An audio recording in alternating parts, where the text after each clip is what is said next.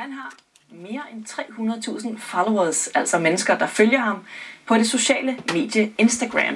I starten, fordi han lignede teenage-idolet Justin Bieber, men nu er han egentlig mest kendt for at være kendt. Jeg går ret meget op i mit udseende. Håret skal sidde rigtigt, og ansigtet lægges i de rette folder.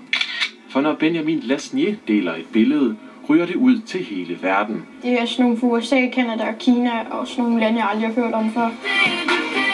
I starten var han kendt for at ligne teenage-stjernen Justin Bieber, men det skal være slut. 2 uger efter, så var jeg træt af hele tiden at se det der kommentar, at jeg ligner Justin Bieber, så vil jeg hellere være populær for at være mig selv. Benjamin deler hver dag mindst 12 billeder med sine followers. Og han lægger også videoer ud på YouTube. Teenage-idolet får både positive og negative kommentarer, men hjemmefra er opbakningen på plads. Der lå faktisk en hel businessplan inde i hovedet på Benjamin, hvordan han havde kørt det hele frem. Og det må jeg tage hatten af, for jeg er virkelig stolt af ham nu, hvad han har gjort. Benjamin modtager løbende gratis tøj, som producenterne gerne vil have vist frem.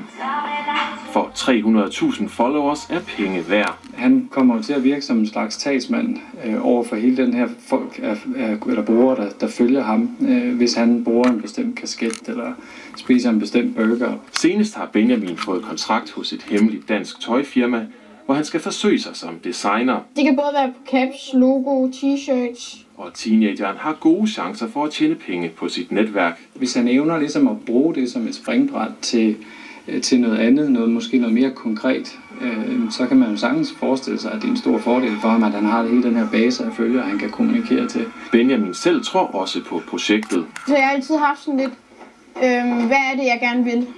Altså måske musikbranchen, måske skuespillerbranchen, og så måske lave min egen linje i tøjbranchen, så... Ja, sådan kan man også gøre, Peter. Du har noget helt andet.